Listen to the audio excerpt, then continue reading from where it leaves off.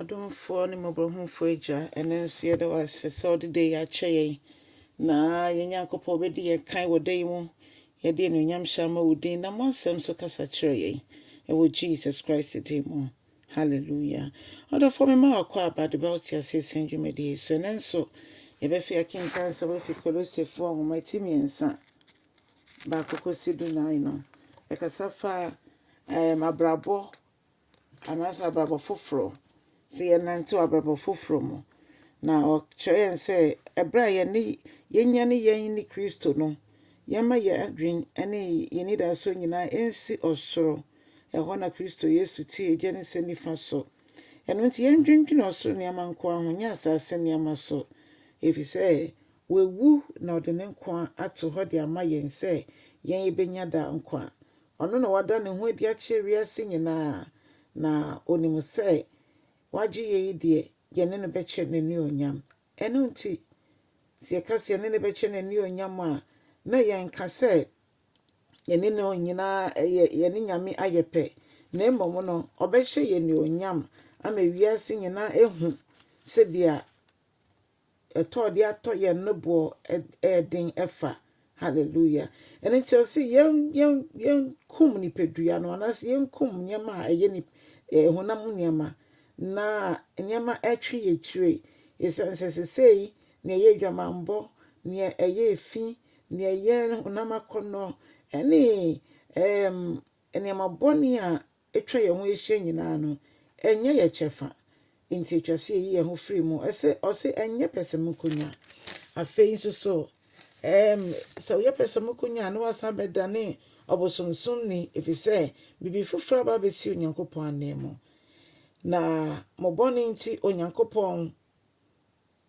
ɛni ɛngye ho Onyankopɔn bufuhyeɛ ɛna ɛba obi bia a ɔtena bɔne mu na ɔka sɛ saa nneɛma yɛbobɔ so nyinaa na ɛkane no na nkame ne wo nka yɛnam saa abrabɔ no mu nanso sɛsɛ deɛ ɔde ne nkwa ɛde ato hɔ ɛde ama yɛn ɛno nti yɛnyi saa nneɛma no ntungu ɔsɛ me yɛntwa ntorɔ ɛnkyerɛkyerɛ yɛn ho na mmom yɛnyi nipa dada atadeɛ no a yɛbɔ so no yɛnyi ntontwene nea ɛyɛ tirimɔden nsɛm no yɛnyi ntontwene na yɛnhyɛ nipa foforɔ no na Kristo Yesu ɛnam n'adom so asiesie yɛn sonko koraa na sɛdeɛ anim no ɔno Yesu no ɔyɛ yɛbɔfoɔ nanso ɔbɛbrɛ ne ho ase sɛdeɛ ɛbɛyɛ a me ne wo yɛbɛnya nkwa na yɛnya no mmoroso na afei woba Kristo mu a Jew ne nnimu ɛna wiaseni nnimu saa bere Yesu de ne mogya atɔ bibiara Kristo Yesu ɛne yɛ nidasoɔ ɔno ɛna ne ho hia sɛ ɛtwa sɛ otua ya no ɔno na ɛsɛ sɛ yɛde ne hoahoa yɛ ho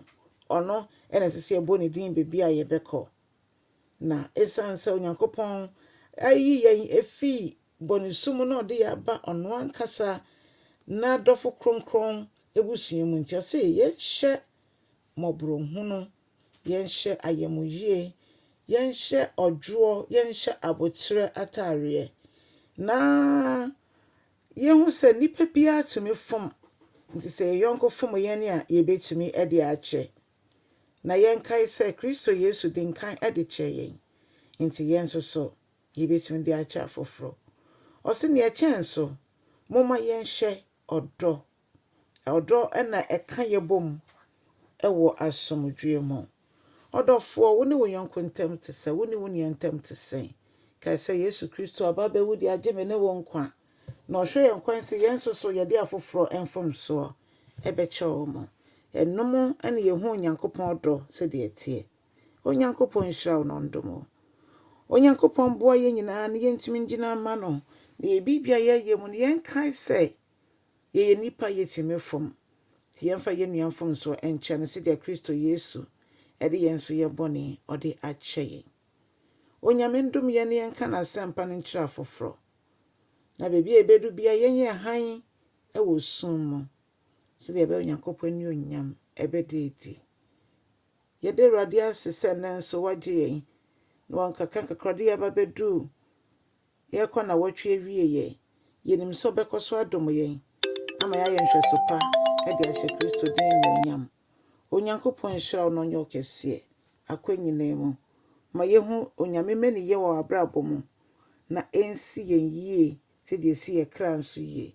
Onyankopɔn bi apono mfa ma wo ne da wakoma so ɛwɔ bronya bre mu nyinaa. Onyame mensi yie na bronya bre yi enye afahyɛ soronko a onyame nam so kaka yɛn sɛ Kristo Yesu ɔbɛba biem. Onyame nyɛ okɛseɛ ɛwɔ Yesu din mu. Amen and amen.